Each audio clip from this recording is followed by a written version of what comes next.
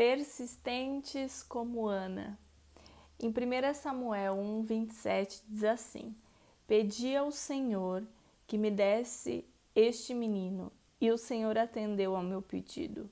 Agora eu o dedico ao Senhor. Por toda a sua vida ele pertencerá ao Senhor.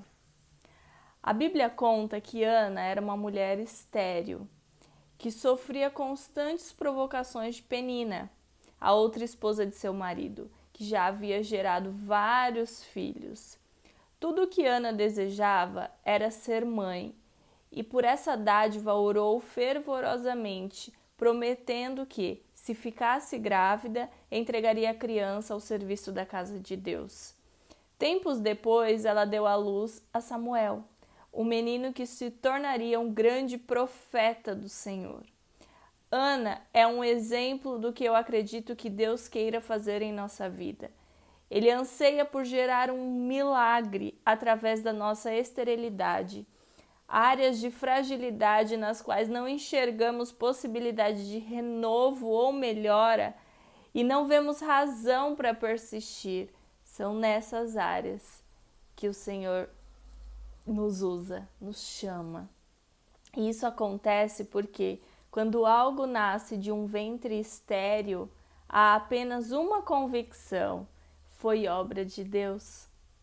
O chamado que o Senhor tem para a sua vida fluirá de problemas que parecem não ter solução, para que não existam dúvidas de que você caminha tendo o sobrenatural como chão.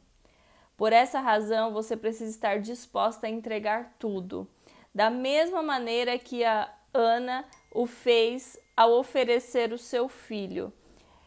Deus não está interessado em resultados ou performance. Se fosse assim, ele teria escolhido Penina para gerar um profeta, mas procura mulheres com temor, zelo e um anseio genuíno por viver a plenitude do propósito divino. Com persistência, Ana buscou seu milagre e escolheu não guardar a bênção só para si. Que sigamos o seu modelo, porque o Deus do sobrenatural, aquele que chama à existência aquilo que não existe e vivifica o que estava morto, é o mesmo Deus que nos dá graça para persistir até o fim. Uau! Eu sou suspeita a dizer porque eu amo a história de Ana. Tudo que ela passou, né, com a Penina, toda a perseguição, toda a injustiça, chacota, ela era muito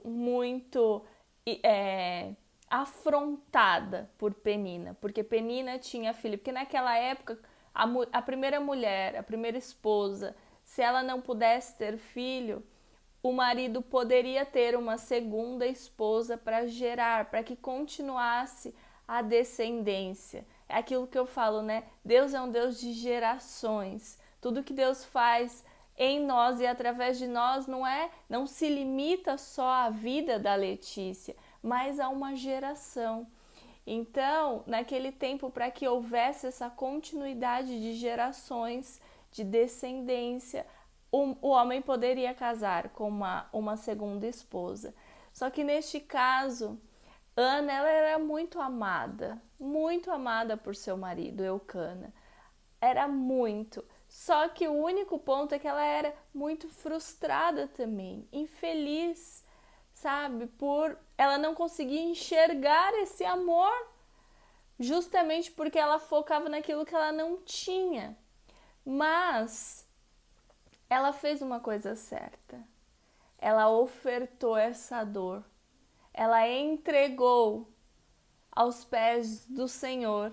Um dia ela foi no templo e ela se rasgou. O sacerdote até pensou que ela estava bêbada. Mas ela chorava de... Sabe aquele choro que nem sai mais a lágrima, de tanta dor? Ela fez isso e ela falou: Senhor, se o Senhor me der, eu vou te entregar. E muitas vezes eu vejo muito parecida a nossa história, né, com o Senhor hoje. Porque aquilo que Deus nos entrega, os milagres, é para glorificar o nome dele, é para nós entregarmos a honra e a glória para ele. E ali não foi diferente. Ela falou: se o Senhor me der, eu te entrego. E ela entregou Samuel. Samuel foi o profeta que ungiu Davi. E Deus, ele conecta, né, o propósito dele com o nosso, com os nossos sonhos também, quando estão compatíveis e alinhados. Porque ela deu Samuel. Samuel, ali na família de Eli, não tinha um sacerdote, né, um profeta para continuar, que fosse temente ao Senhor mesmo. Então, Deus precisava de um profeta e Ana queria um filho. E ela entregou ao Senhor e aquilo foi alinhado. E ao mesmo tempo ela entregou Samuel, só que depois ela teve filhos e filhas. Deus entregou, abriu literalmente, tirou a esterilidade do ventre dela. E ela realizou o sonho. E ao mesmo tempo Samuel serviu ao Senhor. Então, o que eu quero trazer aqui para a gente encerrar? Aquilo que é o nosso sonho tem que estar alinhado com os propósitos de Deus, mesmo que possa parecer coisas superficiais, mas tudo tem que estar voltado para o reino, para o plano. Na minha igreja, nós estamos no mês do chamado. E Deus tem falado muito isso comigo, sobre o chamado dele, o que nós temos feito para expandir com o reino, né? Mas não numa busca desenfreada só para falar, não, mas com essência, com profundidade, primeiro em nós, para aí sim para os outros.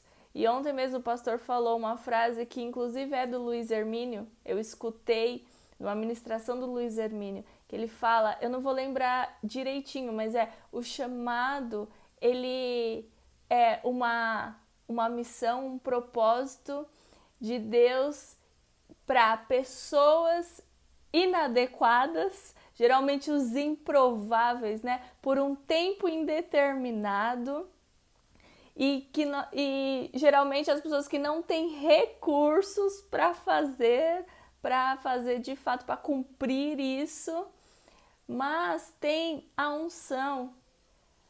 O chamado é o chamado de Deus, não é chamado de homens. Pessoas que são chamadas por homens e não pelo céu não sustentam o ministério. Mas quando são pessoas chamadas por Deus e muitas vezes nem são ainda reconhecidas por homens, pode ter certeza que o Senhor sopra e evidencia. E todos precisam reconhecer a unção de Deus na vida dessa pessoa. Então, que nós possamos hoje ser persistentes como Ana, entregar aos pés de Cristo aquilo que muitas vezes nos custa, né? Porque era o sonho dela, mas ela estava entregando para Deus. O Senhor pode me dar, mas eu vou te entregar.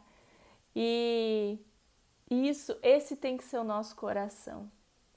Eu faço isso muito com as minhas empresas. São os meus sonhos, mas eu falei, Senhor, é para servir o teu reino. Então eu te entrego.